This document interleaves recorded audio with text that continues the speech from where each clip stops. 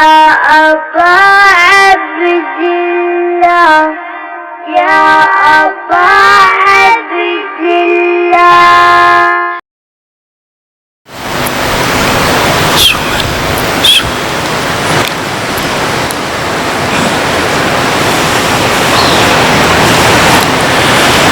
اعوذ باللہ من الشیطان الرجیم بسم اللہ الرحمن الرحیم الحمدللہ رب العالمین الصلاة والسلام علی اشرف الانبیاء والمرسلین سیدنا و نبینا ابی القاسم محمد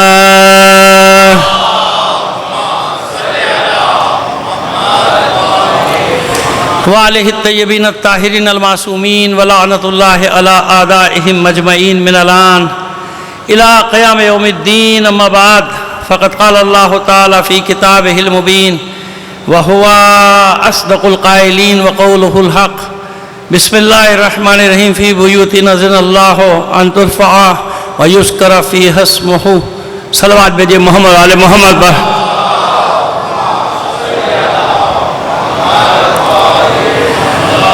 عزیزان محترم، ایک ضروری بات آپ سے کر لیں، پھر اس کے بعد بات کو آگے بڑھائیں گے. یہ دیکھیے، اب کل اور پرسوں ہمارے جلوس ہیں، مرکزی جلوس ہیں. ہمیشہ ایک گزارش کرتے ہیں سب سے، یہ نہ سمجھیے گا کہ سامنے صرف یہی مجمع ہے، ہر جگہ پہنچ جاتی ہے بات. تو اب ہر جگہ جانتے ہیں آپ، یہ ہمارے میڈیا والے پہنچا ہی دیتے ہیں ہر جگہ بات کہ ہمیں اپنے نظم و ضبط کو برقرار رکھنا ہے نا. ہمارے اپنے نظم و ضبط کو ہوتا ہے کہ جلوس میں جب ہمارے بچے جوان آتے ہیں جذباتی ہو جاتے ہیں. کوئی ذرا سی بات ہوئی ایک دم جذباتی ہو گئی، یہ کر دو وہ کر دو فلاں کو. نہیں، ایسے نہیں کرا. جلوس ہمارا ہے، مجلس ہماری ہے. اپنے ہاتھ سے ہمیں کوئی چیز خراب نہیں کرنی ہے. یعنی نظم و ضبط اور ڈسپلن کو برقرار رکھنا ہے. کچھ ہو جائے گا، دیکھا جائے گا، سب ساتھ ہے نا. پہلے بھی بھگتتے رہیں، نپٹتے رہیں سب چیزوں سے، پھر نپٹ لیں گے. کوئی ایسی بات نہیں، پریشان ہونے کی بات تھوڑی ہے. لیکن نظم و ضبط، ایک ڈسپلن قوم اچھی لگتی ہے نا. آپ دیکھیے کربلا کی اب عزاداری دور تو نہیں ہے، سب ہوک کر کے آئے ہیں. آپ نے بھی دیکھی، آپ نہیں تو ابھی ٹی وی پہ دیکھ لیا کہ یہ کربلا آ رہا ہے، چینل دیکھیے. کتنی منظم طریقے سے ان کی عزاداری ہوتی ہے نا. وہ لوگ جو کرتے ہیں، کوئی بے چینی، کوئی گھبراہٹ، کوئی ہبڑا دھبڑ، کوئی بھگا دڑ، کچھ نہیں. آرام سے کر. لاکھوں کروڑوں آدمی کر رہا ہے عزاداری اور کچھ بھی نہیں ہوتا ہے نا. ایسے آہستہ آہستہ یہ تربیت ہو جانی چاہیے. بچوں کو بھی سکھائیے کہ جب جلوس میں جائیں نظم و ضبط. ہر آدمی اسکاؤٹ سے، ہر آدمی دوسرے پہ نظر رکھے ہوئے کہ نہیں بھائی غلط کام نہیں کرو. ہماری یہاں ایک بہت بڑی خرابی جانتے ہیں کیا آ چکی، جو ایک المیہ ہے. ہمارے یہاں خواتین جلوس میں ساتھ نہیں چلا کرتی تھیں. خواتین بس وہاں کھڑی ہوتی تھیں، زیارت کر لی، گھر چلے گئے، ختم. ان کا واجب تو نہیں ہے جلوس میں آنا. لیکن اب چند سالوں سے یہ عجیب و غریب کام ہو رہا ہے کہ شانہ بشانہ جا رہے ہیں جلوس میں. یہ عجیب سے. اچھا، کچھ باتیں ایسی نا کہ ہماری بڑی مشکل ہو جاتی ہے کہ ہم یہاں سے کر بھی نہیں سکتے. کہ وہ سوشل میڈیا پہ چلی جاتی. پھر صاحب کہتے مولانا نے ایسے کہہ دیا، مولانا نے ایسے. بھائی کہاں کہوں، کس سے کہوں، مجھے بتا تو دیجئے.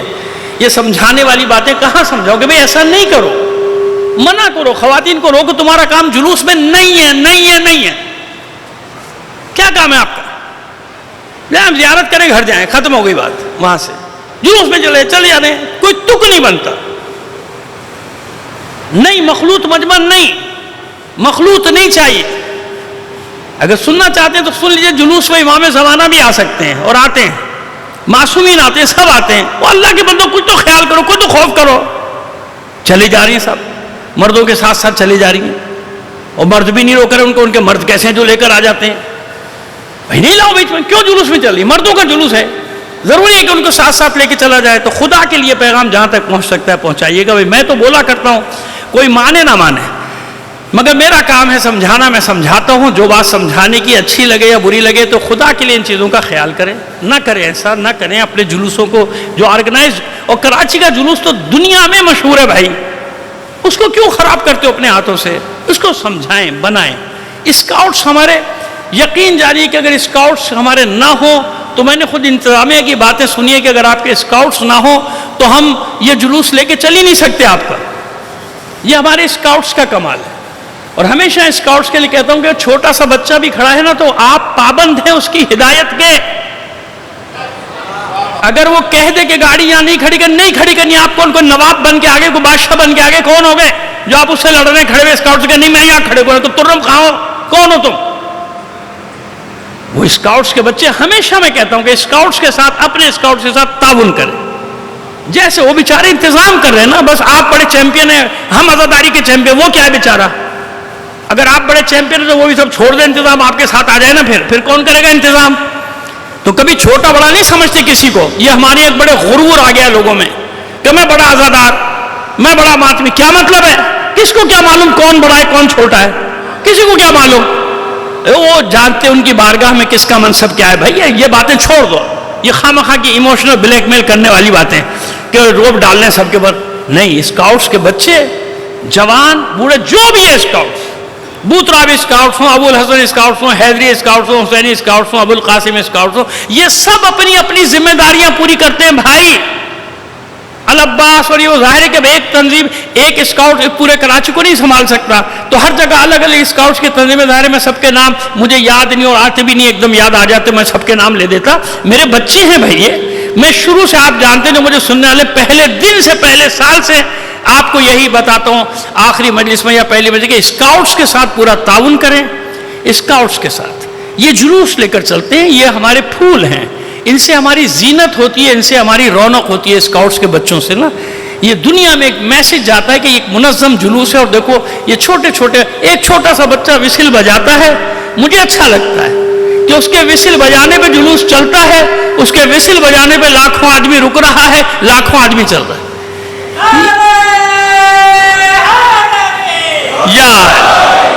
تو مجھے امید ہے کہ میرا پیغام سب جگہ پہنچے گا. اپنے دیکھیے مجھے کوئی شوق نہیں ہے نہ سوشل میڈیا کا نہ کلپیں چلوانے کا، لیکن میرے اپنے برادران سے جو یہ کام کریں ان سے میری گزارش ہے کہ یہ والا میسج شروع کا اگر میرا چلا سکتے ہو چلا دے، کیونکہ کل اور پرسوں کا دن ہے بڑا اہم، اور یہ اسکاؤٹس تک بھی پہنچ جائے. ان کی بھی حوصلہ افزائی ہوتی ہے نا کہ ہاں ممبروں سے ہمارے لیے بات ہو رہی ہے، لوگوں کو سمجھائی جا رہی ہے ایک بات کہ نہیں اسکاؤٹس کے ساتھ تعاون کرنا ہے. پروردگار سب کو سلامت رکھے، تمام عزاداروں کو اپنے حفظ و امان میں رکھے. انشاءاللہ کچھ بھی نہیں ہوتا، جیسے ہر سال ہم کہتے ہیں کچھ نہیں ہوتا، بے فکر رہی. اور اللہ نے کوئی امتحان رکھا ہے آپ کے اور میرے نصیب میں، بھائی دیں گے امتحان، بات ختم ہو گئی. کھڑے ہیں، پہلے بھی امتحان دیے، پھر امتحان دیں گے. اس میں ایسی کون سی بڑی بات ہے؟ ہماری تاریخی ان امتحانات سے بھری ہوئی ہے. بس تمام عزاداروں کی صحت و سلامتی کے لیے، حفظ و سلامتی کے لیے بلند آواز سے ایک صلوات عنایت فرما دیجیے گا محمد آل محمد پر. جزاک اللہ. ایک بار اور صلوات بھیج دیجیے محمد آل محمد پر.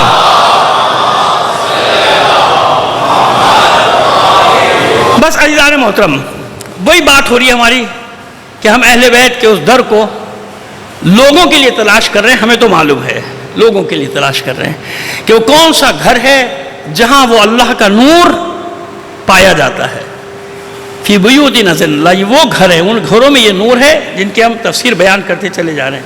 ایک خطبے کا کچھ حصہ چھوڑ دیا تھا کیونکہ وقت مکمل ہو گیا تھا، وہیں سے بات کو آگے لے کر چل رہے ہیں. آپ ایک حدیث اکثر سنتے ہیں نا، ممات علی حب آل محمد ماتا شہیدہ، جو اہل بیت کی محبت میں مرا تو وہ شہید کی موت مرا. یہ کیا ہے شہید کی موت؟ اب بتانا چاہتے ہیں آپ کو، لیکن ہم نہیں. خطبے کا حصہ کس کے؟ مولا عارفان علی ابن ابی طالب علیہ السلام کے. توجہ رکھیے گا. ایک چیز آج بھی کچھ نہ کچھ تحفہ آپ کو دے کر جائیں گے، ہمیشہ کام آئے گا، کیونکہ ہماری سوئی بھی اٹک جاتی ہے بعض جگہ. جب بھی یہ حدیث پڑھتے تھے ایک چیز محسوس ہوتی تھی چبھن کہ بھائی تفسیر کیا ہے اس کی، کیسے جو حب آل نبی میں مرے گا وہ شہید ہوگا کیسے. اب آئیے، کہتے ہیں جیسے قرآن بعض آیات تفسیر کر دیتی نا، یفسر بعضہ ببعض، ہے نا، بعض کو بعض آیتیں خود ہی تفسیر کر دیتی ہیں. اسی طرح معصومین کے کلام میں بھی یہ اعجاز ہے، یہ معجزہ ہے کہ ایک معصوم کا کلام دوسرا معصوم اس کی تشریح کر دیتا ہے، ایک معصوم کے کلام سے دوسرے معصوم کے کلام کی تشریح ہو جاتی، سمجھ میں آ جاتی ہے. اب فرماتے 188واں خطبہ. اچھا نمبر پہ گڑبڑ ہو جائے تو معذرت پہلے بتایا تھا کیونکہ نسخے الگ الگ ہیں نا، کہیں یہ خطبہ 190 نمبر ہے، کہیں 188 ہے. مفتی جعفر صاحب کا نسخہ جمع، نسخے سے مراد الگ الگ لکھا نہیں ہے، جمع جو کیا ہے نا ترتیب میں، کیونکہ قرآن تو نہیں ہے لہذا ترتیب میں 2-3 خطبوں کا فرق پڑتا ہے. فیض الاسلام کا ہے تو وہاں 190 ہوگا، مفتی جعفر صاحب والا ہے تو وہاں 188 ہے، رئیس جعفری صاحب نے جمع کیا تو وہاں 186 نمبر ہوگا. ہیں سارے خطبے وہی، سمجھ گئے آپ، آگے پیچھے ترتیب، کیونکہ قرآن نہیں ہے لہذا کسی نے پہلے اس خطبے کو رکھا، پہلے اس خطبے کو رکھا. جیسے احادیث میں ہوتا ہے، کہیں کوئی حدیث پہلے کہیں کوئی حدیث بعد میں، کوئی فرق نہیں پڑتا، اس لیے پریشانی کی ضرورت نہیں. فَإِنَّهُ مَن مَّاتَ مِنكُمْ عَلَىٰ فِرَاشِهِ وَهُوَ अला मारिफत हक़ रब्बिही व हक़ रसूलिही व अहले बैतिही माता शहीदा। अब मासूम ने, मौला ने वही बात की, जरा तफसील बता दी, इसके आगे भी तफसील है, वो भी बताते हैं आपको। फ़क़द वक़ा अजरुहु अलल्लाह, आयत का एक हिस्सा है, वो भी आपने, मौला ने अपने खुतबे में उस आयत के हिस्से को भी शामिल कर दिया। फरमाते हैं कि तुम में से कोई भी चाहे बिस्तर पे मर जाए, फ़इन्नहु मन माता मिनकुम अला फ़िराशिही, फ़िराश यानी बिस्तर, घर में बिस्तर पे तभी मौत मर जाए, तुम में से कोई भी फ़इन्नहु मन माता मिनकुम अला फ़िराशिही, कोई भी तुम में से फर्श पे मर जाए यानी अपने बिस्तर पे मर जाए, बीमारी से मर जाए, जैसे भी मर जाए, वहुवा अला मारिफत हक़ रब्बिही व हक़ रसूलिही व अहले बैतिही, और वो इस आलम में मरा हो कि अल्लाह की मारिफत उसके साथ हो, रसूल की मारिफत उसके साथ हो, अहले बैत की मारिफत, हक, मारिफत का हक, ये नहीं खाली मानना नहीं, यहाँ हक़ मारिफत है। फरमाते वहुवा अला हक़ मारिफत रब्बिही, अपने रब की मारिफत के हक के साथ हो, रसूल की मारिफत के हक रखता हो, अहले बैत की मारिफत का हक रखता हो, बस क्या होगा, वो माता शहीदन, जो भी ऐसी मौत मर जाए, चाहे बिस्तर पे मरे, वो शहीद की मौत मरेगा, और उसका अज्र किस पर है, वक़ा अज्रुहु अलल्लाह, इसका अज्र कोई नहीं दे सकता सिवाय अल्लाह के। क्या मतलब, यानी अल्लाह ही जानता है कि वो इसको क्या अज्र देने वाला है। एक सवाल भेजिए मोहम्मद आले मोहम्मद पर।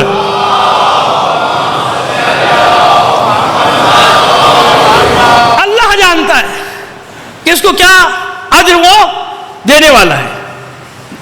किस चीज का इजाफा हुआ, उस हदीस, यूं समझिए कि जैसे मौलाए कायनात ने पैगंबर खत्मी मर्तबत सल्लल्लाहु अलैहि वसल्लम की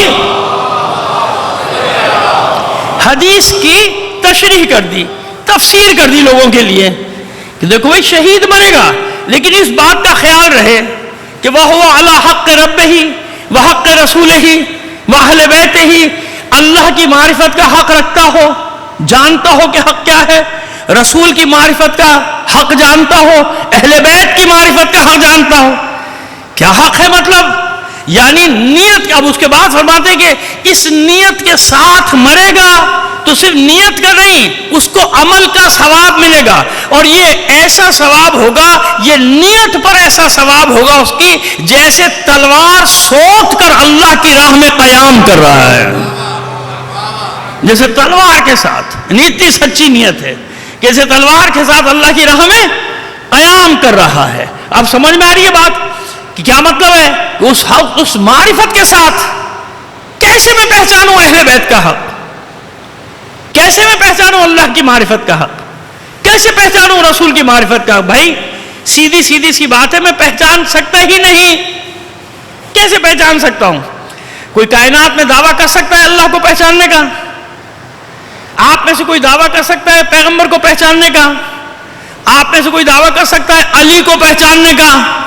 जिसने दावा किया गुमराह हो गया। एक उसूल, एक मयार दे रहा हूं, याद रखिएगा, जिसने अली को पहचानने का दावा किया ना, हलाक हो गया, गुमराह हो गया। पहचान गया, कहता खुदा है अली, गुमराह हो गया ना? नहीं, ये अल्लाह के रसूल का फैसला है कि अली को कोई पहचान ही नहीं सकता सिवाय मेरे या अल्लाह के। तो तू कैसे दावा कर रहा है कि तूने पहचान लिया? जो कल मैंने अर्ज किया था कि पर्दे के पीछे कौन है कौन है, तुझे कैसे पता? अल्लाह का रसूल फरमा रहा है तुम अली को नहीं पहचान सकते, और अल्लाह को भी नहीं पहचान सका कोई मेरे या अली के सिवा, मुझे भी कोई नहीं जानता सिवाय अल्लाह के और अली के। लिहाजा लफ्ज इस्तेमाल हुआ हक का मारिफत, यानी इतना पहचानो कि हक अदा हो जाए। ये दावा कोई नहीं कर सकता कि मैं अली को पहचान गया, लेकिन वहां तक चले जाओ जहां तक तुम्हारी अक्ल जाती है। मिसाल के तौर पे मौला फरमाते हैं कि देखो हमारे खूब फजाइल बयान करो, जितने फजाइल पढ़ सकते हो पढ़ो, खबरदार वहां मत जाना। वहां यानी हद बना दी ना खुद ही। अब जब हम ऐसी बात करते कहते लो भाई हद से आगे बढ़ रहे, हद से आगे बढ़ रहे, मौला की फजाइल की हद है, यही लाते ना घुमा फिरा के मसला। कोई हद है? तो ये मौलवी साहब कह रहे हैं کہ اپنی حد سے آگے نہ بڑھو، فضائل میں حد سے آگے نہ بڑھو. بولو کہ فضائل کی حد کب ہے؟ گھما رہا ہے لوگوں کو خواہ میں، ادھر ادھر پریشان کر رہا ہے. او بھائی یہ کون کہہ رہا ہے مولا کے فضائل کی حد ہے؟ ہم تو یہ بتا رہے ہیں کہ مولا نے تمہاری حد بنا دی، اپنی حد سے آگے مت بڑھو. اپنی حد سے آگے نہیں بڑھو، تمہاری حد ہے، مولا کی حد کون جانتا ہے؟ مولا کی حد کوئی نہیں جانتا. اپنی حد سے آگے نہ بڑھو، اپنی حد سے آگے بڑھو گے ہلاک ہو جاؤ گے. غدیر خم ہے کیا؟ غدیر خم ایک سینٹر ہے، چوراہا ہے، چوک ہے، یہی ہے نا؟ تشریح کیے دے رہا ہوں آپ کے سامنے. ایک مرکز ہے، سینٹر آف سٹی جس کو کہتے ہیں نا، صدر. ہر شہر میں صدر ہوتا ہے نا، وہ صدر صدر آپ کہتے رہے، غلط العام ہو گیا، لیکن لفظ کیا ہے؟ صدر، یعنی مرکز، سینہ. الم نشرح لکا صدرک، ہے نا؟ آپ کے سینے کو وہ کہتے ہیں، چاہے ہم کہتے ہیں نہیں، ہم نے وسعت قلبی عطا کی، ہے نا؟ رب اشرح لی صدری. صدر ہے، یہ دال ساکن ہے، صدر نہیں ہے. کیا ہے؟ صدر. یہ اس لیے زور دے رہا ہوں کہ اس پہ میں نے بڑی ڈانٹ کھائی تھی اپنے ابا سے جب میں چھوٹا سا تھا. 50-55 سال پرانی بات کر رہا ہوں. صدر صدر کر رہا تھا، وہ گھر پہ آ کے ڈانٹے بڑی، صدر کیا ہوتا ہے؟ وہ جب سے رٹا لگایا ہوا ہے، صدر صدر صدر یاد کر لیا میں نے. تو ایسے بچوں کو یاد کرایا جاتا ہے کہ غلطیوں پہ اگر ٹوک دیا جائے تو یاد کر لیں گے، نہیں ٹوکیں گے تو بھیا وہ جیسے اور بیڑا غرق ہو رہا ہے زبان کا، اور ہوتا چلا جائے گا. اب تو میڈیا موجود ہے بیڑا غرق کرنے کے لیے زبان کا آپ کی، وہ خود ہی کیے جا رہا ہے، آپ کو ضرورت ہی کچھ نہیں ہے. صلوات بھیجیے محمد آل محمد پر. اچھا، لکھنے میں بھی ایسی ایسی غلطیاں کر رہے ہیں، ایسی غلطیاں کر رہے ہیں. سوشل میڈیا کے جوانوں کو اکثر میں نے کہا بھائی جو تو نے لکھ کے بھیجا یہ ہجے نہیں ہے، وہ کیا کر رہے ہو؟ خدا کے بندے، معنی بدل گیا، اب کہاں تک ٹوکے جائیں؟ بس صبح سے شام تک الٹی سیدھی اردو لکھ کے آ رہی ہے. کیا کیا جائے، مجبوری. خیر جناب، تو بات ہم وہاں کر رہے ہیں کہ مرکز ہے نا، صدر ہے، اسی کو صدر کہتے ہیں. اسی لیے سینے کو کیا کہا گیا؟ صدر. ایسے ہی ہے نا، رب اشرح لی صدری، پروردگار میرے سینے کو کشادہ کر دے، میرے سینے کو، کیونکہ اسی سے پورا نظام کنٹرول یہ صدر کرتا ہے. کنٹرول کیا چیز کرتی ہے؟ صدر کرتا ہے. صدر یعنی یہ سسٹم ہمارا پورے جسم کا ایک امام ہے، اس امام کا کیا نام ہے؟ صدر. امام کا لفظ میں نے کیوں استعمال کیا؟ یہ تاریخی واقعہ ہے. تاریخی کس کا؟ حشام بن حکم، چھٹے امام جعفر صادق علیہ السلام کا. اچھا، ایک گزارش کریں آپ سے کہ اب اگر آپ تھوڑا سا آگے آ جائیں گے، دیکھیں مومنین پیچھے آنا شروع ہو گئے، ہمیں اچھا نہیں لگ رہا. قریب بیٹھیں گے، جگہ ہو جائے گی تو دروازے پہ بیٹھیں، وہ اندر آ جائیں گے. جزاک اللہ. تمام مومنین کی صحت و سلامتی کے لیے بلند آواز سے صلوات عنایت فرما دیجیے گا. جزاک اللہ. ماشاءاللہ. ایک بار اور صلوات بھیج دیجیے گا محمد آل محمد پر. اب بات واضح ہوئی، آسان ہوئی بات کہ صدر یعنی مرکز. تو وہ حشام بن حکم، جوان 19-20 سال کے. امام نے 2 آدمیوں کو مناظرے کی اجازت دی تھی بس. ایک اپنے شاگرد مومن طاق جن کا نام ہے نعمان ابن ثابت، اور ایک حشام کو. باقی سب کو بنا کر رکھا تھا، خبردار مذہبی بحث نہ کرنا. ایک بڑا اہم پیغام دینا چاہ رہے ہیں آج کی مجلس میں، خبردار مذہبی بحث نہ کرنا، مذہبی بحث میں نہ الجھنا، کسی سے مناظرہ نہ کرنا. تو جو 4-5 آپ کے شاگرد تھے مسجد میں بیٹھے تھے، دیکھا مومن طاق کسی سے مناظرہ کر رہے ہیں تو یہ الجھ گئے ان سے جا کے. آپ نے سنا نہیں، معصوم نے منع کیا، امام نے منع کیا مناظرہ کرنے کو. کہ تمہیں منع کیا ہے؟ کہاں؟ تو بات نہ کرو مناظرہ، نہ کرو مناظرہ. کہ آپ کہہ دو میں جانوں امام جانے، تمہیں منع کیا ہے نا، تم نہ کرو مناظرہ. وہ آ گئے امام کی خدمت میں کہ فرزند رسول آپ نے منع فرمایا تھا، وہ پھر بھی کر رہا مناظرہ. کہا کہ اس کو کرنے کی اجازت ہے، اس کو کرنے کی، کیونکہ میں اس کی صلاحیت جانتا ہوں نا. وہ اپنے اوپر کسی کو غالب نہیں آنے دیتا، اپنے مخالف کو مغلوب کر دیتا ہے، چھا جاتا ہے اس پر، نکلنے نہیں دیتا. اس کا مخالف اس کے سامنے اس چڑیا کی مانند ہوتا ہے جس کو پنجرے میں قید کر دیا جائے، چاروں طرف پھڑ پھڑا کر نکلنے کی کوشش کرتی ہے، چڑیا نکل نہیں پاتی. معصوم بتا رہے ہیں کہ اگر کسی سے بحث کرو تو کم سے کم اتنی قدرت تو رکھو کہ مخالف نکل کے بھاگنے نہ پائے. منع کیا نا سب کو کہ نہ کرو, تمہاری اتنی صلاحیت نہیں. حشام کو حکم دیا امامت کے بارے میں, صرف ایک سبجیکٹ امامت تھا اس کا, حشام کا, کہ بس امامت کے بارے میں بحث کیا کرو جاؤ. اور جس سے بھی مقابلہ کرانا ہوتا تھا اس کو بھیج دے, جاؤ تم جاؤ. وہ کہتے تھے ہمیں آپ سے مقابلہ کرنا, کا اس کو ہرا دیا تو مجھے ہرا دیا جاؤ. ایسا ہوا تھا. ایک وفد آیا تھا پورا شام سے اور بڑا سوالات لے کر آئے. امام نے کہا بحث کر لو اس سے, یہ بیٹھا ہوا ہے. کہ نہیں اس سے نہیں, ہمیں تو آپ سے بات کرنی ہے. کہا اچھا ایسا ہے کہ اگر تم اس پہ غالب آ گئے تو مجھ پہ غالب آ گئے.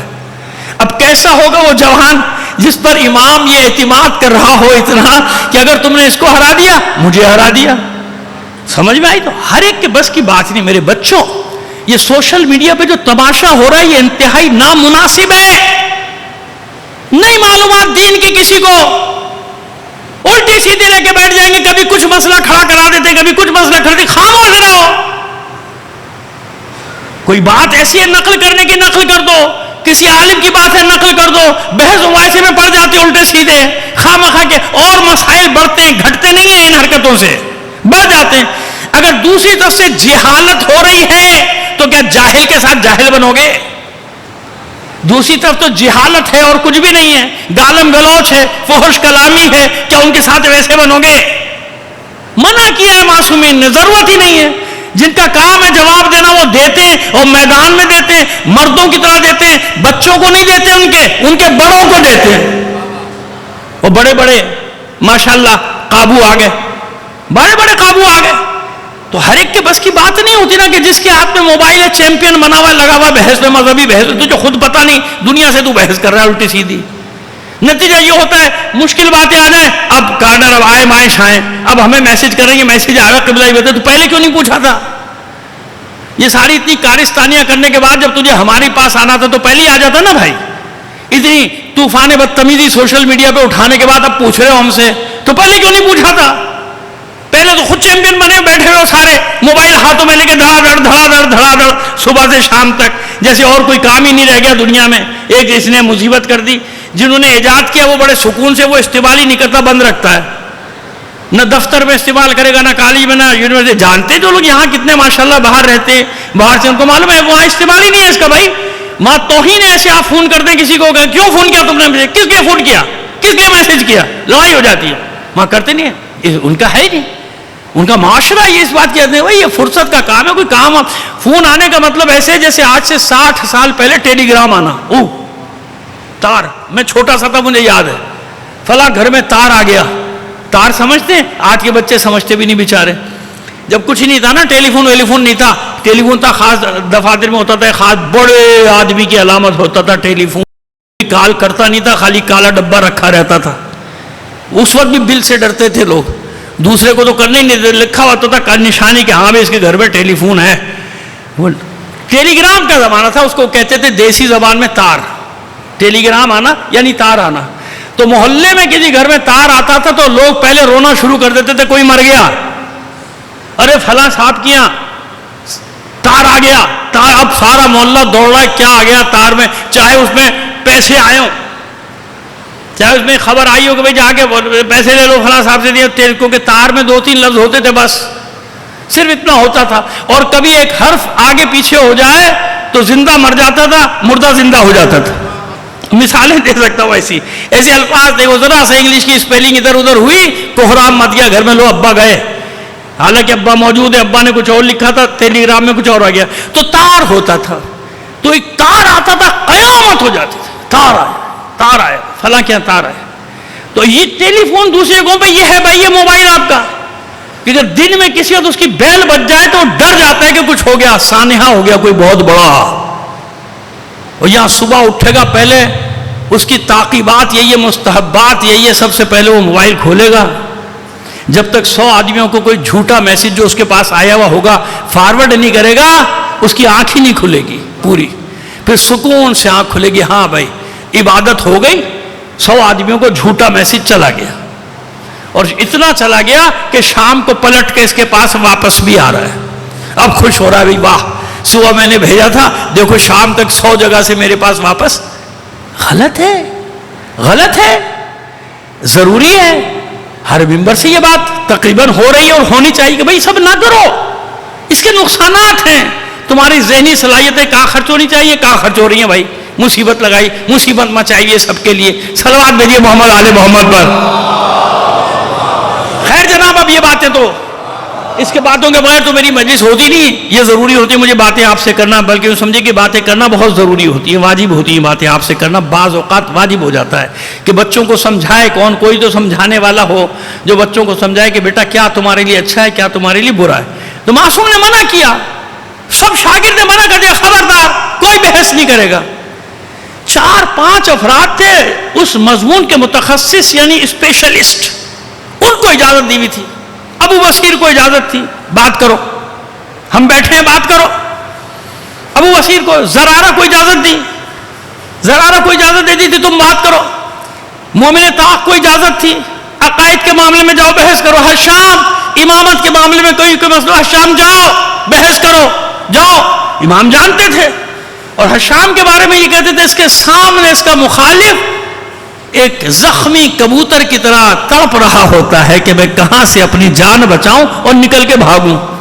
تو بات ہو رہی تھی صدر کی، بھولا نہیں ہوں میں، وہی بات بتانا چاہ رہا ہوں۔ بصرے کا جو قاضی القضات تھے درباری، آپ کو پتہ ہے جو حکمرانوں کی نظر میں چڑھ جائیں پھر ان سے بڑا کوئی اچھا منصف نہیں ہوتا، ان سے اچھا قاضی کوئی نہیں ہوتا، ان سے اچھا مفتی ان سے اچھا مفتی بھی کوئی، جیسے آج کل ہے ماشاءاللہ ہیں، جتنے الحمدللہ کہہ کر ہڑپ کرنے والے ہیں وہ سب کے سب منصبوں پہ بیٹھے ہیں، فتوے ان کے پاس، لشکر ہاں میں ہاں کرنے والے ان کے ساتھ، پیچھے کارکن ان کے ساتھ، جو مرضی کرتے۔ درباری ملا، درباری منصف، درباری قاضی نہیں ہوں گے، کہنے میں کیا حرج ہے، تاریخ میں تو گزرے ہیں نا، تاریخ میں تو گزرے ہیں۔ تو اسی طرح کے ایک شخص کو جو خوب ان کی حکومت کی ہاں میں ہاں، ہر بات میں ہاں میں ہاں، ہاں میں ہاں ملاتا تھا، اور ہاں میں ہاں ملانے والے کو عہدے کتنے جلدی جلدی ملتے ہیں۔ ہمارے یہاں بھی بہت سارے شعبے بنائے ہوئے ہیں پکڑنے کے لیے مولویوں کو، یہ بہت بولتا ہے اس کو فلاں کمیٹی میں ڈال دو۔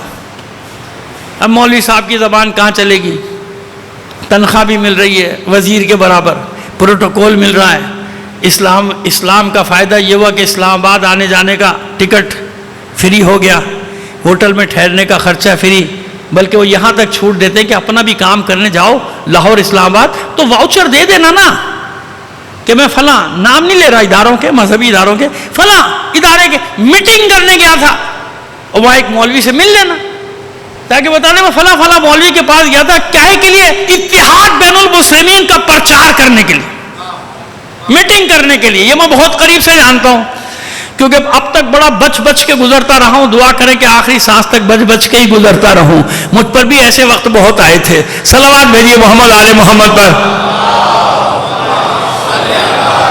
تو ہے نا کہ وہ عمر گزری ہے اسی دشت کی سیاحی میں، سب چیزوں کو آنکھوں سے بالکل قریب سے دیکھا ہے۔ تو ایسے ہی ایک درباری مفتی، وہ جناب بصرے کا سب سے بڑا مفتی بن کے بیٹھا ہوا ہے، مفتی اعظم بن کے، قاضی القضات بن کے بیٹھا ہوا ہے، جب درس ہوتا ہے خطبہ دیتا ہے ہزاروں آدمی جمع ہوتا ہے، ویسے بھی چمچا گیری کرنے کے لیے آ جاتے ہیں، اس سے 10 کام نکلیں گے، ہاں میں ہاں کرتے رہو، اس کی آ جاؤ یار، یہ مقدمہ ہو گیا فلاں ہو گیا، اس میں فائدہ لیں گے، اس میں اپنی مرضی کا فیصلہ، اپنی مرضی کا فیصلہ بھی تو بڑی چیز ہوتا ہے، اپنی مرضی کا فیصلہ نکلیں گے، اپنی مرضی کے فیصلے لکھوائیں گے، کھربوں روپیہ، 100 ارب سے زیادہ ڈالر مستند ہے نا کہ لیا گیا، بھئی دنیا سے لیا ہے نا، سن لو کوئی نہیں سنائے گا،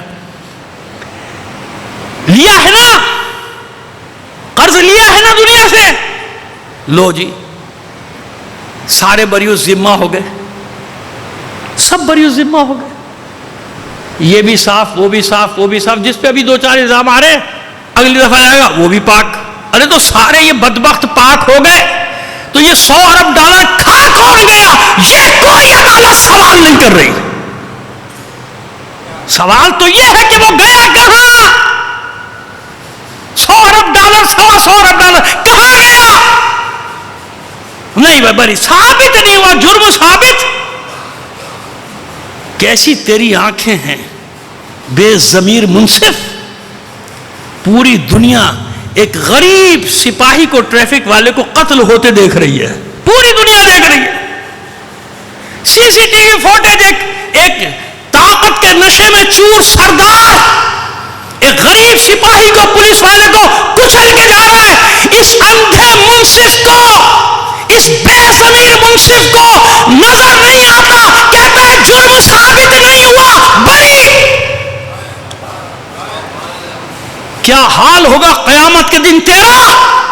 یہ فیصلے سنانے والے, ایسے فیصلے لکھنے والے, ایسے فیصلے کرنے والے سرمایہ داروں, کارخانے داروں, طاقتوروں کے لیے فیصلے لکھنے والوں, کیا ہوگا تمہارے ساتھ؟ تمہارا ایک فیصلہ پوری قوم کو قتل کر دیتا ہے, قتل. چلیے آج کا یہ بھی ڈوز ہو گئی, آگے بڑھتے ہیں, آگے بڑھتے ہیں. حشام جوان ہے, پہچانتا کون ہے؟ نام وام مشہور ہے اس کا, نام جانتے ہیں؟ وہ زبان موڈیا تھوڑی, نہ اخبار ہے نہ ٹی وی کو تصویر تھوڑی آتی, لیکن شہرت ضرور ہے کہ وہاں مدینے میں بھائی ایک حشام نام کا ہے, چھٹے امام کا شاگرد. اسے بحث نہیں کرنا, مصیبت کر دیتا ہے وہ, کیونکہ اس نے کئیوں کے عقیدے ہی بدلوا دیے تھے نا. ادھر سے آتے تھے مباحثہ کرنے, ادھر ہی ہو جاتے تھے. اس لیے آج کل بحث کی نوبت نہیں آنے دیتے, کہتے ہیں مار دو, زبان بند کر دو, قتل کر دو, حملہ کر دو. کیوں؟ انہیں معلوم ہے کہ گفتگو ہوئی اور گیا, گفتگو ہوئی اور گیا.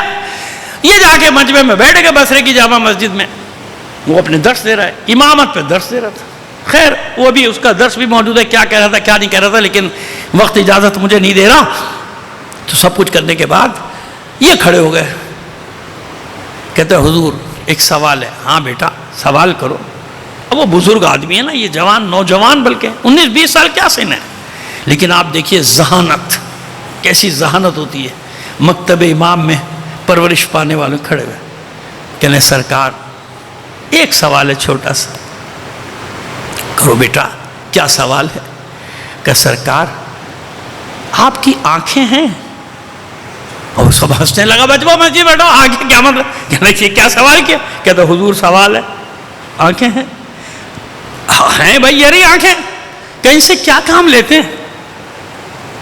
جب سب ہنسنے لگے کہ بھائی آنکھوں سے کیا کام لیا جائے, دیکھنے کا.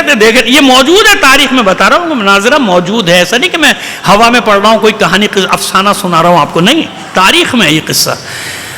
بھائی آنکھوں سے دیکھتا ہوں. شکریہ سرکار. آپ کے کان ہیں؟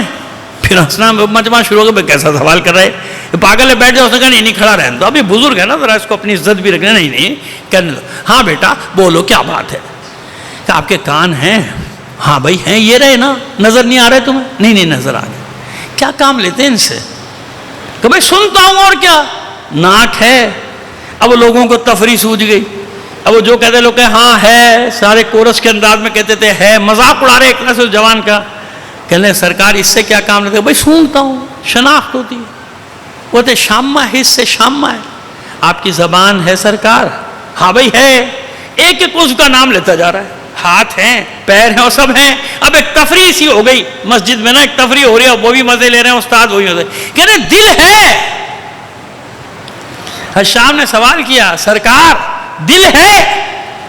ہاں بھائی ہے, جبھی تو زندہ کھڑا ہو. کہ دل سے کیا کام لیتے ہیں؟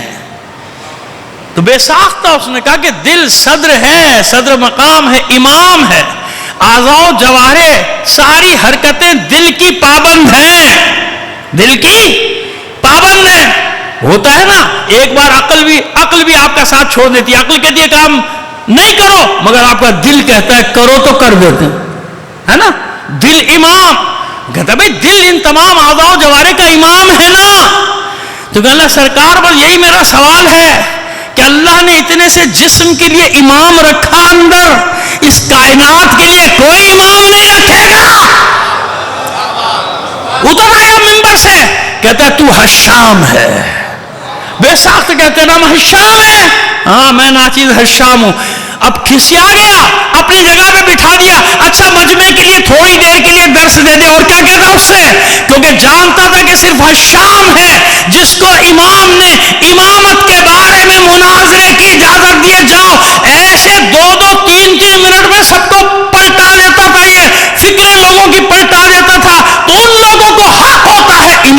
بارے میں بات کرنے کا، ہر ایک کو نہیں کہ ہر ایک بیٹھ جائے اپنی بقراتیت جھاڑنا شروع کرتے موبائل کے اوپر. وہ ایسی چیزیں میں بھی دیکھتا ہوں، مجھے بچے میرے دکھاتے، میں حیران تو کیا پاگل ہے یہ، کون سی یہ کیا باتیں؟ وہ بظاہر بڑا بقرات بن رہا ہے، پیچھے کتابیں سجائی ہوئی ہیں، اس کی دلیل بودھی دلیل ہے، کوئی جان ہی نہیں ہوتی دلیلوں میں، لیکن عام آدمی سمجھ رہا ہوتا ہے کہ بڑا قابل ہے، بھائی یہ تو بڑا قابل ہے، اس کی تو بڑی دلیل ہے. کیا کی دلیل؟ کس بات کے مخالف ایسے اڑا دیتے ہیں، 1 منٹ میں اڑا دیتے ہیں اس کی دلیلوں کو. اڑایا ان لوگوں، ایسے نہیں کرتے. جس کا کام ہے اس کے لیے رہنے دو نا. ہر آدمی ایسے بن جاؤ گے پھر کیا ہوگا؟ تماشا بن جائے گا. اور بن رہا ہے تماشا سوشل میڈیا پہ، ان کا بھی، ہمارا نہیں، ان کا بھی بن رہا ہے، ان کا بھی یہی حال ہے، سب جگہ ایک ہی حال ہے. صلوات بھیجیے محمد آل محمد پر. بس یہ دل کیا ہے؟ مرکز، امام ہے دل، امام ہے. اس لیے آپ جس گھر کو تلاش کر رہے ہیں، جس مکینوں کو تلاش کر رہے ہیں نا، اس گھر والوں نے خود بتایا کہ ہمارا گھر کہاں ہے. وہ معصوم فرماتے ہیں ہمارا گھر کہاں ہے. 2-3 باتوں کا خلاصہ ایک جملے میں کر دیتا ہوں. وہ دونوں تینوں حدیثیں، واقعات آپ کے ذہن میں خود ہی آ جائیں گے، کیونکہ اتنے معروف ہیں اور اتنا سنتے ہیں آپ، مجالس میں آ جائیں گے. کیا ہے خلاصہ؟ خلاصہ یہ ہے کہ تم عامروں کی حکومتیں، جابروں کی حکومتیں، بادشاہوں کی حکومتیں لوگوں کی گردنوں پر ہیں. ہم اہل بیت کی حکومت مومنین کے دلوں پر ہے. ہمارا گھر ڈھونڈنا ہے تو مومن کے دل کو تلاش کرو. ہمارا گھر کہیں اور نہیں، مومن کا دل ہمارا گھر ہے. یا ختم کیا میں نے آپ کی زحمت. مومن کا دل ہمارا گھر ہے. اس سے بڑا کوئی اعزاز دے سکتے ہیں معصومین آپ کو؟ ہم ناشکر لوگ ہیں، ہم بد نصیب لوگ ہیں کہ ہمارے ائمہ نے، ہمارے اہل بیت نے ہمیں کیا مقام دیا کہ ہم جیسے گناہگاروں کے وجود کو، ہم جیسے گناہگاروں کے دلوں کو اپنا گھر بنا دیا. اب اس گھر میں کسی دوسرے مکین کی گنجائش ہے؟ مومنوں ایک بات کہہ رہا ہوں، اگر پہنچ جائے، خود بتائیے. محرم آنے سے پہلے عزا خانوں کو پاک کرتے ہو نا؟ گھر میں جو بناتے ہیں، کمرہ صاف کریں گے، الٹی سیدھی تصویریں نکالیں گے، پاک صاف. کیوں؟ معصوم آئے گا، معصوم آئیں گے نا. عزا خانے ان کا گھر ہے، مناتے ہیں نا.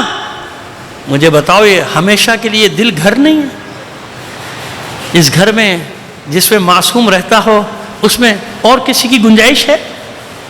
بھئی اتنا سوچ لو. ایسا کوئی رہ سکتا ہے جو معصوم کو ناپسند ہو؟ جو معصوم کو ناپسند ہوگا تو اس گھر میں نہیں رہے گا نا معصوم. جیسے اس محفل میں معصوم نہیں آتا جہاں محرم نہ محرم کی تمیز نہ ہو. سنو علی کے شیعو، ہر جگہ بتاتا ہوں یہ بات. بے قابو ہو جاتے ہیں شادیوں میں ہمارے مرد عورتیں، گھر کی خواتین، اور مرد ان خواتین کے آگے بے بس. ارے قبلہ وہ کیا کریں، خواتین کا مسئلہ. کیا مطلب خواتین کا مسئلہ؟ میں خواتین سے پوچھتا ہوں، یہ تم پر الزام صحیح لگاتے تمہارے مرد باہر آ کے؟ کیا تم واقعی ایسی ہو کہ تم دباؤ ڈالتے ہو کہ نہیں کوئی محرم نہ محرم نہیں، شادی کا گھر ہے، سب چلتا ہے؟ کیا مطلب چلتا ہے؟ جیسے مجلس میں معصومین آتے ہیں، ایسے تمہاری خوشی کی تقریب میں شرکت کرنے کے لیے آتے ہیں. خاص طور پہ سید لڑکا ہو، سید لڑکی ہو، دعا دینے آتی ہے زہرا کہ میری نسل میں سے کوئی دلہن بن رہی ہے، میری نسل میں سے کوئی دولہا بن رہا ہے. اور روتی ہوئی چلی جاتی ہے، دروازے بند کر دیتے ہو اس پہ. اب کہیں گے ہم کب کرتے ہیں؟ تو یہ بند نہیں کرنا ہے تو اور کیا ہے؟ ایسی محفل جہاں محرم نہ محرم کی تمیز نہ ہو، جہاں بے قابو ہو نوجوان، وہاں آئے گی معصومہ، وہاں آئے گا زمانے کا امام. بڑا تیر مارتے ہو، حدیث کتاب پڑھ دیو بیٹا پہلے.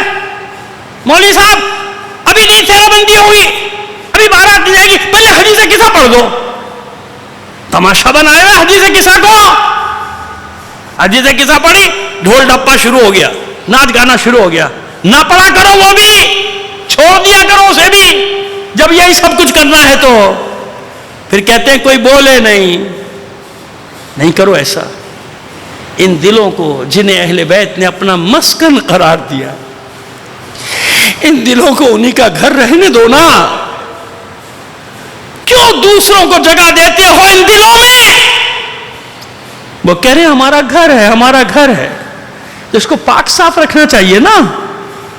گھر کا مطلب ہر وقت ہم رہتے ہیں ان دلوں میں، ہمارا گھر ہے. نہ کرو ایسا. عزاداران حسین، بس بہت کوشش کر رہا ہوں کہ بیان کو سمیٹوں، لیکن بڑی مشکل ہو رہی ہے مجھے آج، بہت مشکل ہو رہی ہے. چلیے اب یوں لے کر آتا ہوں آپ کو. ام البنین عباس کی ماں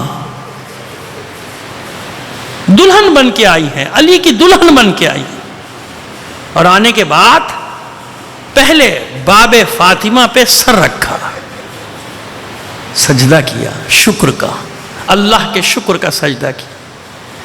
پہلے سر رکھا، بعد میں قدم. اور استقبال کرنے والے کون ہیں؟ زہرا کے بچے، زہرا کی اولادیں، فاطمہ زہرا کی اولادیں، حسن، حسین، زینب، ام کلثوم استقبال کر رہے ہیں کہ ماں آئی ہے. اور کیا کیا اس ماں نے؟ قدموں میں جا کے بیٹھ گئی بچوں کے، اور فرماتی ہیں کہ بچوں اپنی ماں نہ سمجھنا، ماں بن کے میں نہیں آئی، میں تو کنیز بن کے آئی. جس ماں کے دل میں اہل بیت کی عظمت یہاں تک ہو، اولاد زہرا کا احترام یہاں تک ہو، جب اس ماں کا بیٹا دنیا میں آئے گا عباس، تو وہ ماں اپنے بیٹے کو کیسے پالے گی؟ میں تو دل کی بات کر رہا ہوں نا. عباس، اس کی ماں، اس کے بھائی وہ ہیں جن کی نس نس میں، رگ رگ میں، قطرے قطرے میں، وجود میں، روئے روئے میں محبت اہل بیت سے. کیا مطلب؟ یہ محبت پنجتن، محبت علی، محبت فاطمہ، محبت حسن، محبت حسین، روئے روئے میں، ایک بڑے معنی میں، بڑے کینوس میں. وہ سب اس خاندان میں شامل ہیں، عباس بھی، آپ کے بھائی بھی، آپ کی وہ سب. لیکن خاص جب ہم پنجتن کی بات کریں تو بس یہ بھی سب ان کے روئے روئے میں یہ 5 تن ہیں، ان 5 کی محبت ہے. اسی لیے جب اولاد دنیا میں آئی تو عباس نے آنکھیں کہاں کھولی؟ جیسے علی نے آنکھیں نہیں کھولی تھیں جب تک محمد کی آغوش میں نہیں آ گئی. عباس نے بھی آنکھ نہیں کھولی جب تک حسین کی آغوش میں نہیں آ گئی. آخری جملے پہلے پڑھ دیتا ہوں کیونکہ وہ اس موقع پر پھر وہ رہ جاتے ہیں، مصائب میں پہنچ نہیں پاتا. پہلے پڑھتا ہوں. میں نے بھی کیا عرض کیا کہ سب سے پہلے کسے دیکھا؟ آنکھیں کس کی آغوش میں کھولی؟ علی کی آغوش میں نہیں کھولی آنکھیں جب تک علی نے حسین کے حوالے نہیں کر دیا عباس کو. آنکھیں کھولی.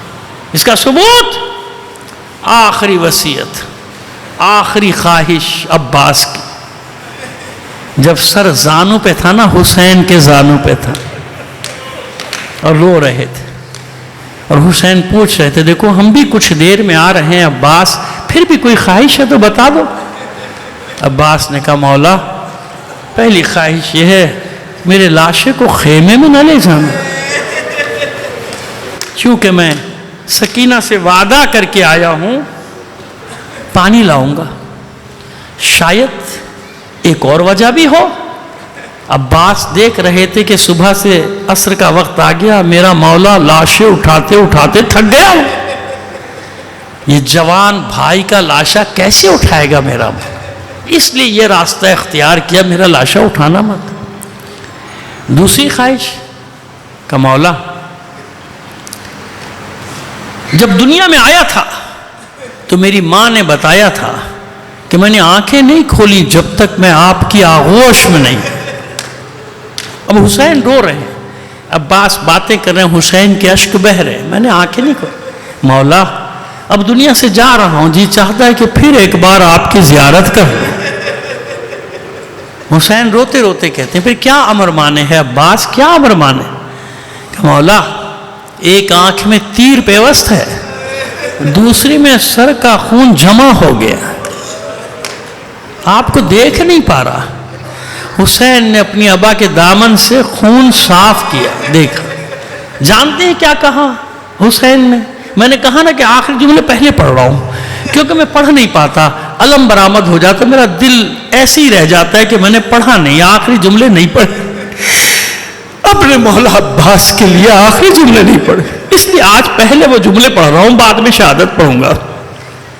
جانتے بھی حسین عباس اب ایک ہماری بھی خواہش پوری کر دو۔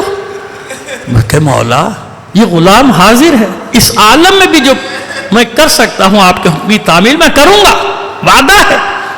کہ عباس جب سے تم نے بولنا سیکھا نا، ہمیشہ آقا کہا کبھی بھائی نہیں کہا، ہمیشہ آقا کہا کبھی بھائی نہیں کہا۔ عباس ایک بار بھائی کہہ دو۔ جانتے ہیں جناب عباس نے کیا فرمایا؟ فرماتے مولا میری ماں کا حکم ہے کہ خبردار کبھی آقا نہ سمجھنا، آقا نہ سمجھنا، غلام ہے تو کنیز زادہ ہے، یہ کبھی اپنا بھائی مت سمجھنا، اپنے برابر کا نہ سمجھنا، یہ آقا ہے تو کنیز زادہ ہے، تو کنیز زادہ ہے، ایسا نہ سمجھنا، اپنے برابر نہ سمجھنا، بھائی نہ سمجھنا۔ یہ کہا عباس نے، مولا میں کیا کروں، میری ماں کا حکم ہے۔ کہا اچھا ماں کا حکم ہے نا، اب تمہارا امام تمہیں حکم دے رہا ہے۔ اتنا تو عباس بھی جانتے ہیں نا کہ امام کا حکم ہر حکم سے بالا تر ہے۔ اب تمہارا امام تمہیں حکم دے رہا ہے، مجھے بھائی کہو، امام کا حکم ہے بھائی کہو۔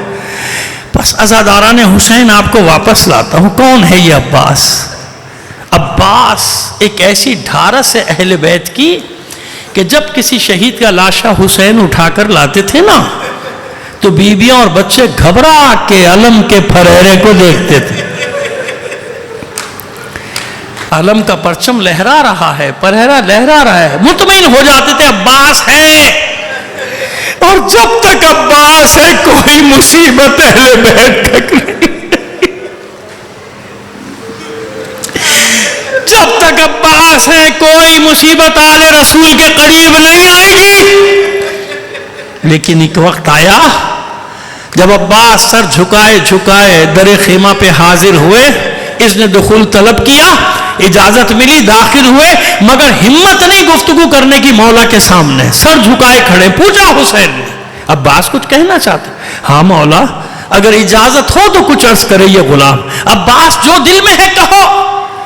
کہ مولا اب اس غلام کو بھی میدان میں جانے کی اجازت دے دیجئے۔ حسین نے بڑی حسرت سے جملہ کہا، عباس تمہیں کیسے میدان میں جانے دوں، تم میرے لشکر کے علمدار ہو۔ علمدار تو زینت ہوتا ہے، لشکر کی علمدار تو رونق ہوتا ہے۔ عباس نے سر جھکائے جھکائے کہا، مولا میرا لشکر کہاں ہے، میرے سپاہی؟ سب کو تو آپ نے گنج شہیدہ میں اپنے ہاتھوں سے لٹایا۔ نہیں عباس تم سے بیویوں کی ڈھارس ہے، تم سے بچوں کی ڈھارس ہے، اجازت نہیں مل رہی عباس کو۔ حسین کے سینے پہ سونے والی 4 سال کی بچی دوڑی دوڑی آئی، عباس کے دامن سے لپٹ گئی۔ چچا جان پیاس ہلاک کیے دیتی ہے، پیاس مارے ڈالتی ہے، کیا آپ بھی تھوڑا سا پانی نہیں لا سکتے؟ عباس کی جیسے دلی مراد پوری ہو گئی، بیٹھے دو زانو، بچی سے کہتے ہیں شہزادی ایک بار اپنے بابا سے اجازت دلوا دو، یہ غلام وعدہ کرتا ہے پانی لے کر آئے۔ سفارش اتنی بڑی تھی، اجازت کیوں نہ ملتی عباس کو؟ بچی گئی، ایک خیمے سے چھوکا سا مشکیزہ اٹھا کر لائی، عباس اس بچی کے سامنے بیٹھے، جھکے، اتنا جھکے بچی نے مشکیزہ عباس کے گلے میں ڈالا۔ عزادارو یہ میرا اور آپ کا کمال نہیں ہے جو مشکیزہ علم کے ساتھ ساتھ ہے، یہ اس بچی کی نشانی ہے جس نے اپنے چچا کے گلے میں مشکیزہ پہنایا تھا۔ قیامت تک اب یہ مشکیزہ علم سے جدا نہیں ہو سکتا۔ عباس میدان میں گئے، پرے کے پرے صاف کیے، قبضہ کیا فرات پہ، اپنے گھوڑے کو ترائی میں اتارا، اترے، مشکیزہ میں پانی بھر لیا، گھوڑے کو اشارہ کیا، حیوان نے منہ پھیر لیا، پانی نہیں پیا۔ عباس عباس واپس پلٹے. اب حسین کی نگاہوں سے دیکھیے کہ کیا ہوا. حسین ایک بلندی سے کھڑے دیکھ رہے ہیں. عباس کی جنگ دیکھی, قبضہ دیکھا, پانی بھرتے دیکھا, عباس کو واپس پلٹتے دیکھا. عباس کے سامنے لشکر کوفہ و شام کی دیواروں پر دیواریں دیکھی, لیکن حسین دیکھ رہے ہیں کہ علم تیزی سے آگے بڑھ رہا ہے. پھر علم کی رفتار آہستہ ہوئی. پھر حسین نے دیکھا علم کبھی دائیں جاتا ہے کبھی بائیں. سمجھ گئے آپ؟ عباس کوشش کر رہے تھے راستہ بنانے کی کہ ادھر سے نکل جاؤں یا ادھر سے نکل جاؤں. حسین کے بچے انتظار کر رہے ہیں, سکینہ انتظار کر رہی ہے. پھر حسین نے دیکھا کہ علم ایک جگہ ٹھہر گیا, تھوڑا سا تھر تھرایا, جھکا زمین کی طرف, پھر اٹھ گیا. سمجھ گئے حسین میرے شیر کا ایک بازو قلم ہو گیا. پھر تھوڑی دیر علم کچھ آگے بڑھا, تھر تھرایا, پھر جھکا, پھر اٹھ گیا. حسین نے کلیجہ تھام لیا کہ میرے شیر کا دوسرا بازو بھی کٹ گیا. عزاداروں, اس کے بعد علم کانپا, تھر تھرایا, لرزا. تیسری بار جب گرا پھر اٹھ نہ سکا. جانتے ہیں کیا ہوا؟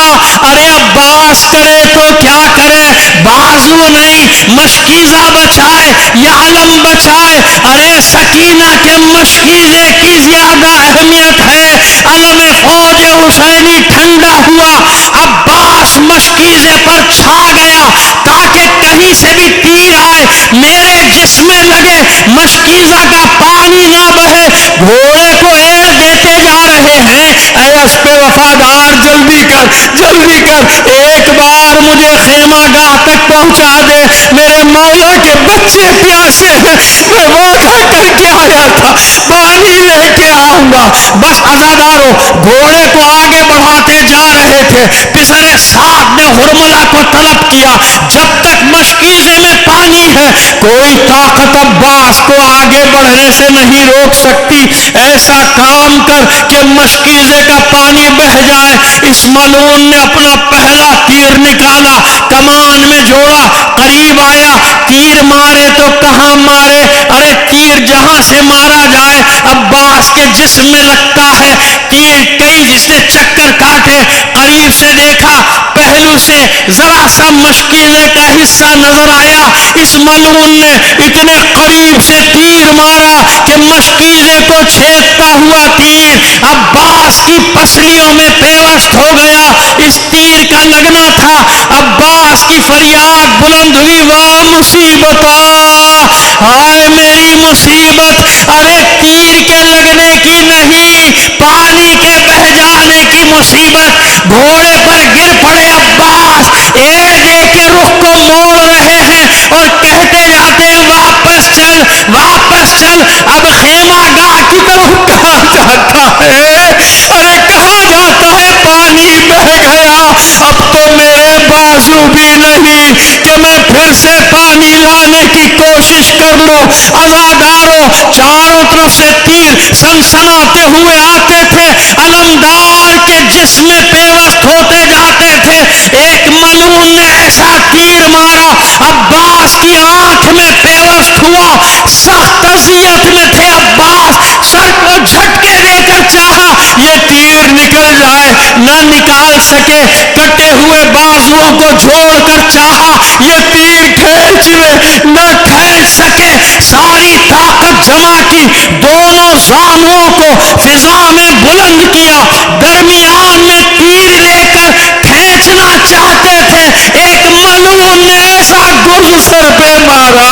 ارے کربلا میں جو شہید گرتا تھا کم سے کم ہاتھوں کا سہارا تو لیتا تھا, میرے مولا کے بازو نہ تھے.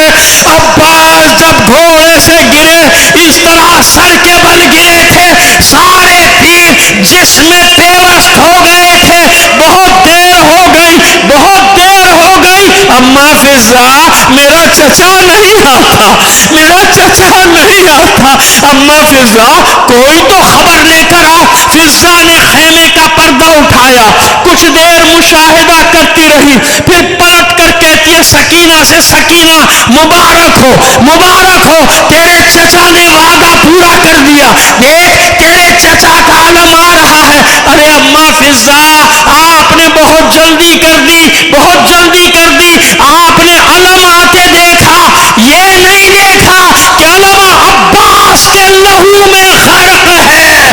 بس بچی نے اتنا سنا کہ میرا چچا آ رہا ہے، دوڑنا شروع کیا، ایک خیمے سے دوسرا خیمہ، دوسرے خیمے سے تیسرا خیمہ، آواز دیتی جاتی ہے، آؤ بچوں آؤ، آؤ اپنے اپنے کوزے بھی لیتی آؤ۔ میں نہ کہتی تھی میرا چچا ہے عباس، وہ دیکھو میرے چچا کا